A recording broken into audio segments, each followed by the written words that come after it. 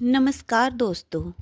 आज की इस वीडियो में हम आपके लिए संतोषी माता की व्रत कथा लेकर आए हैं। एक बुढ़िया के 7 बेटे थे। 6 बेटे कमाने वाले थे और एक बेटा निकम्मा था। बुढ़िया माँ 6 पुत्रों के लिए रसोई बनाती, भोजन कराती और उनका जो कुछ झूठा बचता उसे 7वें को दे देती। 7वां पुत्र भोला भाला था। वह इस सब का मन में कुछ विचार न करता। एक दिन वह अपनी पत्नी से बोला, देखो मेरी माता का मुझ पर कितना प्रेम है। वह बोली, क्यों नहीं, सबका झूठा बचा हुआ तुमको खिलाती है। वह बोला, ऐसा नहीं हो सकता, मैं जब तक आंखों से न देख लूं मान नहीं सकता। पत्नी ने हंसकर कहा, देख लोगे तब तो मानोगे। कुछ दिन बाद एक बड़ा त्योहार आया।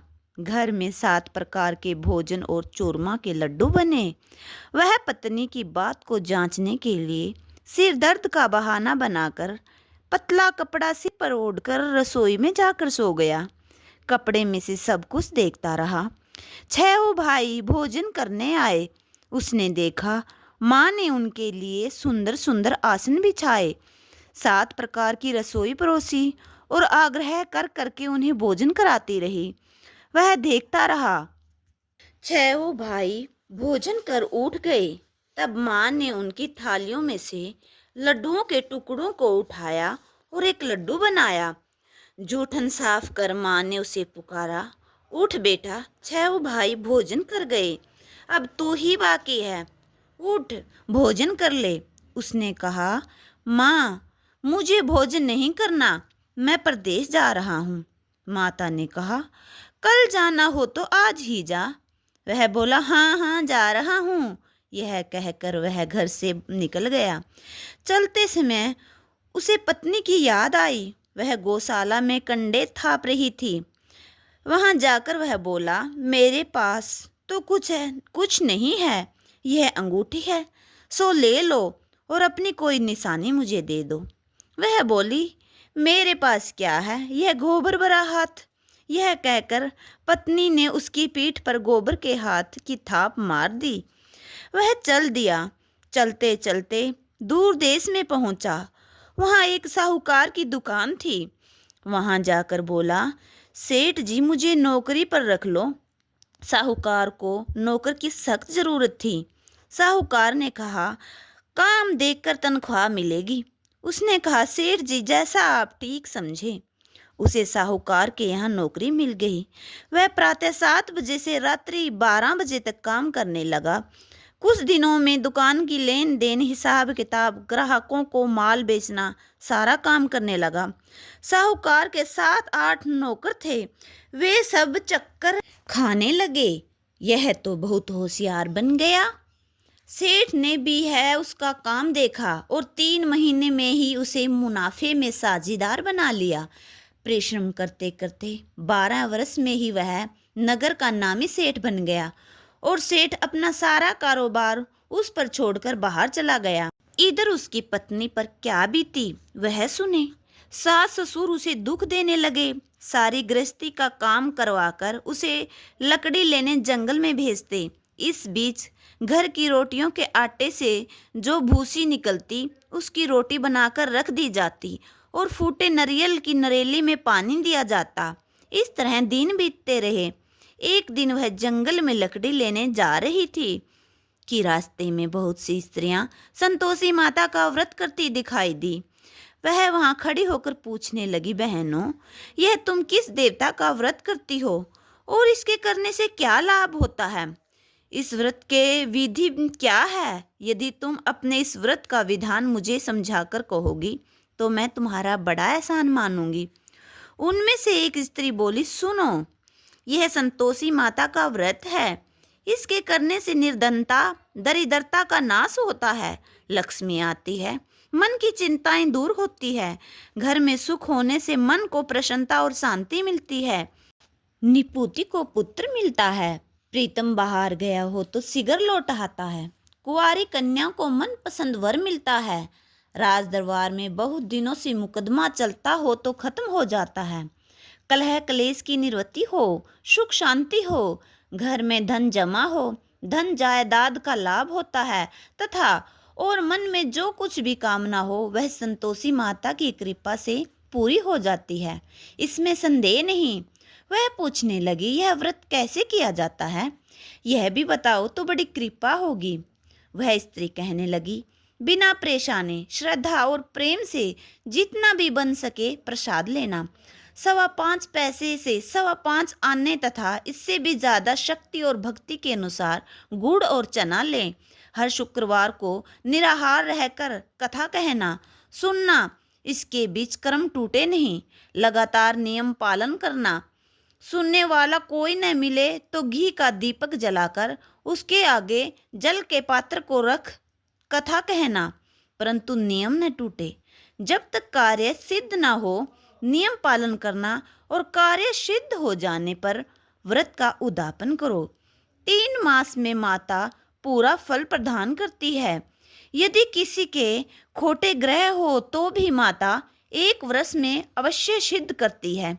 कार्य सिद्ध होने पर ही उद्यापन करना चाहिए, बीच में नहीं।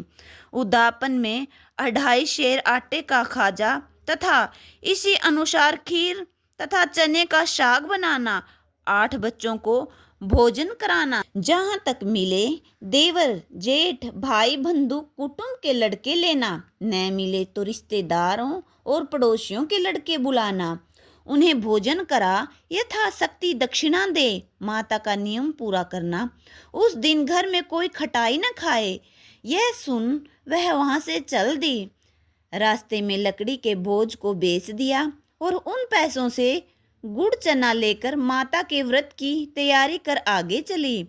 सामने एक मंदिर देख लोगों से पूछने लगी, यह मंदिर किसका है? सब कहने लगे, यह संतोषी माता का मंदिर है। यह सुन वह माता के मंदिर में जा माता के चरणों में लौटने लगी, विनती करने लगी, माँ मैं दीन हूँ, निपट मूर्ख हूँ, व्रत के नियम कुछ नहीं जानती, मैं बहुत दुखी हूँ। हे जगत जननी माता, मेरा दुख दूर कर, मैं तेरी शरण में हूँ। माता को दया आई। एक शुक्रवार बीता कि दूसरे शुक्रवार को ही उसके पति का पत्र आया और तीसरे शुक्रवार को उसका भेजा हुआ पैसा आ पहुंचा। आंखों में आंसू भरकर संतोषी माता के मंदिर में जाकर मातेश्वरी के चरणों में गिरकर रोने लगी। माँ, मैंने तुमसे पैसा नहीं मांगा, मुझे पैसे से क्या काम है, मुझे तो अपने सुहाग से काम है, मैं तो अपने स्वामी के दर्शन और सेवा मांगती हूँ। तब माता ने प्रसन्न होकर कहा, जा बेटी, तेरा स्वामी जल्दी ही आएगा। यह सुन खुशी से बावली हो वह घर आकर काम करने लगी। संतोषी माँ विचार करने लगी, इस भोली पुत्री से मैंने कह तो दिया कि तेरा पति शीघ्र आएगा, पर आएगा कहाँ से? वह तो इसे स्वप्न में भी याद नहीं करता। इसे इसकी याद दिलाने तो मुझे ही जाना पड़ेगा। संतोषी माता उस बुढ़िया के बेटे के पास जा स्वप्न में प्रकट होकर कहने लगी, साहूकार के बेटे, सोता है या जागता है? उसने कहा, माता सोता भी नहीं हूँ, जागता भी नहीं हूँ, बीच में ही हूँ, कहिए क्या आज्ञा है? माँ ने कहा, तेरा घर बाहर है या नहीं? वह बोला, मेरा सब कुछ है माता, माँ बाप भाई बहन पत्नी, क्या कमी है? माँ बोली, पुत्र तेरे घर वाली कष्टी उठा रही है। वह बोला, हाँ माता, यह तो मुझे मालूम है, परंतु जाऊं कैसे? परदेश की बात है, लेन देन का कोई हिसाब नहीं, कोई जाने का रास्ता नजर नहीं आता, कैसे चला जाऊं? माँ कहने लगी, मेरी बात मान, सवेरे नहा धोकर संतोषी माता का नाम ले, घी का दीपक जला, दंडवत कर और दुकान पर जा बैठना। देखते देखते तेरा लेन देन चुक जाएगा।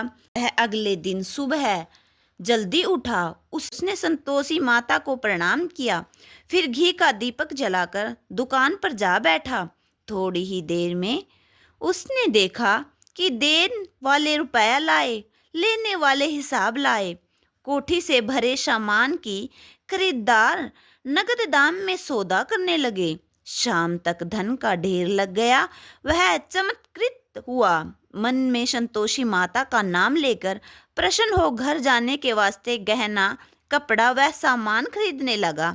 सब काम से निपट अपने घर को रवाना हुआ। यहाँ उसकी पत्नी बेचारी जंगल में लकड़ी लेने गई। लौटते वक्त थक जाने के कारण संतोषी माता के मंदिर में विश्राम करने बैठ गई। यह तो उसका रोज रुकने का स्थान था। दूर धूल उड़ती देख उसने माता से पूछा, हे माता, यह धूल कैसी उड़ रही है? माँ ने कहा, हे पुत्री, तेरा पति आ रहा है। अब तू ऐसा कर, लकड़ियों के 3 बोझ बना, एक नदी के किनारे रख, दूसरा मेरे मंदिर पर और तीसरा अपने सिर पर रख। तेरे पति को लकड़ी का गट्ठा देखकर मोह पैदा होगा। वह वहां रुकेगा, नाश्ता पानी बना खाकर माँ से मिलने जाएगा। तू लकड़ी का बोझ उठाकर जाना और बीच चौक में गट्ठा डालकर 3 आवाज जोर से लगाना। लो सासू जी, लकड़ी का गट्ठा लो, भूसी की रोटी दो, नारियल के खोपरे में पानी दो, आज कौन मेहमान आया है। संतोषी माता की बात सुनकर वह बहुत अच्छा माँ कहकर प्रसन्न मन से लकड़ियों के 3 गट्ठे बना लाई। एक नदी के तट पर, दूसरा माता के मंदिर पर रखा। इतने में ही वह मुसाफिर वहां आ पहुंचा। सूखी लकड़ी देख उसकी इच्छा हुई कि अब यहीं विश्राम करें और भोजन बना खा पीकर गाँव चले। इस प्रकार भोजन कर विश्राम कर वह अपने गांव में आ गया। उसी समय बहू सिर पर लकड़ी का गट्ठा लिए आई। उसने गट्ठा आंगन में डाला, जोर से 3 आवाजें दी। लो सासू जी, लकड़ी का गट्ठा लो, भूसी की रोटी दो, नारियल के खोपरे में पानी दो, आज कौन मेहमान आया है। यह सुनकर उसकी सास ने अपनी दी हुई कष्टों को भुलाने हेतु कहा, बहू तू ऐसा क्यों कहती है, तेरा मालिक ही तो आया है, बैठ, मीठा भात खाकर कपड़े गहने पहन। पत्नी की आवाज सुनकर उसका स्वामी बाहर आया और उसके हाथ में पहनी अंगूठी देखकर व्याकुल हो गया। वह अपनी माँ से पूछता है, माँ यह कौन है? माँ कहती है, बेटा यह तेरी पत्नी है। आज 12 वर्ष हो गए जब से तू गया है, तब से सारे गांव में जानवर की तरह भटकती फिरती है। काम काज घर का कुछ करती नहीं, 4 समय आकर खा जाती है। अब तुझे देखकर भूसी की रोटी और नारियल के खोपरे में पानी मांगती है। वह लज्जित होकर बोला, ठीक है माँ, मैंने इसे भी देखा है और तुम्हें भी। अब मुझे दूसरे घर की चाबी दो, मैं उसमें रहूंगा। ठीक है बेटा, जैसी तेरी मर्जी, कहकर माँ ने ताली का गुच्छा बेटे के सामने रख दिया। उसने दूसरे घर को खोलकर सारा सामान जमाया। एक ही दिन में वहां राजा के महल जैसे ठाठ बाट बन गया। अब क्या था, वह सुख भोगने लगी। अगला शुक्रवार आया तो पत्नी ने अपने पति से कहा, मुझे संतोषी माता के व्रत का उद्यापन करना है। उसका पति बोला, बहुत अच्छा, खुशी से कर लें। वह उद्यापन की तैयारी करने लगी। जेठ के लड़कों को भोजन के लिए कहने लगी। उन्होंने मंजूर किया, परंतु पीछे से जेठानी ने अपने बच्चों को सिखाया, देखो रे, भोजन के समय सब लोग खटाई मांगना, जिससे उसका उद्यापन पूरा न हो। लड़के भोजन करने आए, खीर पेट भरकर खाई, परंतु बात याद आते ही कहने लगे, हमें कुछ खटाई खाने को दो, खीर खाना हमें भाता नहीं, देखकर अरुचि होती है। भोजन कर लड़के उठे खड़े हुए, बोले, पैसे लाओ। भोली बहू कुछ जानती न थी, उसने उन्हें पैसे दे दिए। लड़कों ने बाजार जाकर उन पैसों से इमली खरीदी और खाई। यह देखकर बहू पर माताजी ने कोप किया। राजा के दूत उसके पति को पकड़कर ले गए। वह संतोषी माता के मंदिर में गई और कहने लगी, माता तूने क्या किया, हंसाकर क्यों रुलाने लगी। वह बोली, पुत्री तूने उद्यापन करके मेरा व्रत भंग किया है, इतनी जल्दी सब बातें भूल दी। वह कहने लगी, माता भूली तो नहीं हूँ, न कुछ अपराध किया है, मुझे तो लड़कों ने भूल में डाल दिया, मैंने उन्हें पैसे दे दिए, मुझे क्षमा करो माँ। माँ बोली, ऐसा भी कहीं भूल होती है। वह बोली, माँ अब भूल नहीं होगी, अब बताओ मेरा पति कैसे आएगा। माँ बोली, पुत्री जा, तेरा पति तुझे रास्ते में ही आता मिलेगा। वह मंदिर से निकलकर बाहर आई तो रास्ते में उसे अपना पति आता हुआ मिला। उसने कहा, तुम कहाँ गए थे? वह कहने लगा, इतना धन जो कमाया है उसका कर राजा ने मांगा था, वह भरने गया था। वह प्रसन्न होकर बोली, भला हुआ, अब घर चलो। फिर अगला शुक्रवार आया। वह बोली, मुझे माता का उद्यापन करना है। पति ने कहा, ठीक है, करो। वह फिर जेठ के लड़कों से भोजन को कहने गई। जेठानी ने उसे एक दो बात सुनाई और लड़कों को सिखा दिया कि तुम पहले ही खटाई मांगना। लड़के भोजन करने बैठे, परंतु भोजन करने से पहले ही कहने लगे, हमें खीर पूरी नहीं भाती, जी बिगड़ता है, कुछ खटाई खाने को दो। बहू बोली, खटाई खाने को नहीं मिलेगी, खाना हो तो खाओ। उनके उठकर चले जाने पर उसने ब्राह्मणों के लड़के बुलवाकर भोजन करवाया। दक्षिणा की जगह एक एक फल दिया। इससे संतोषी माता प्रसन्न हो गई। माता की कृपा से 9 माह बाद उसको चंद्रमा के समान एक पुत्र प्राप्त हुआ। पुत्र को लेकर वह प्रतिदिन संतोषी माता के मंदिर में जाने लगी। माँ ने सोचा कि रोज आती है, आज क्यों न मैं इसके घर चलूं, इसका आसरा देखूं तो सही। यह विचार कर माता ने भयानक रूप बनाया। गुड़ और चने से सना मुख, ऊपर से सूंड के समान होठ, उस पर मक्खियां भिन भिना रही थी। दहलीज में पैर रखते ही उसकी सास चिल्लाई, देखो रे, कोई चुड़ैल डाकिनी चली आ रही है, लड़कों इसे भगाओ, नहीं तो सबको खा जाएगी। लड़के डरने लगे, चिल्लाकर खिड़की बंद करने लगे। बहू रोशनदान से सब कुछ देख रही थी।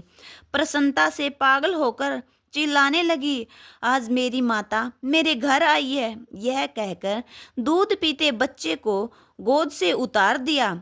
इस पर उसकी सास क्रोध में भरकर बोली, मरी रांड, इसे देखकर कैसे उतावली हुई, जो बच्चे को पटक दिया। इतने में माँ के प्रताप से जहां देखो वहां लड़के लड़के नजर आने लगे। बहू बोली, माँ जी, मैं जिसका व्रत करती हूँ यह वही संतोषी माता है। इतना उस कहते झट से घर के सारे किवाड़ खोल दिए। सबने माता के चरण पकड़ लिए और विनती कर कहने लगे, हे माता, हम मूर्ख हैं, अज्ञानी हैं, तुम्हारे व्रत की विधि हम नहीं जानते, तुम्हारा व्रत भंग कर हमने बड़ा अपराध किया है। हे माता, आप हमारे अपराधों को अक्षमा करो। इस प्रकार बार बार कहने पर संतोषी माता प्रसन्न हुई। इसके बाद उसकी सास कहने लगी, हे संतोषी माता, आपने बहू को जैसा फल दिया वैसा सबको देना। जो यह कथा सुने या पढ़े उसका मनोरथ पूर्ण हो। बोलो संतोषी माता की जय।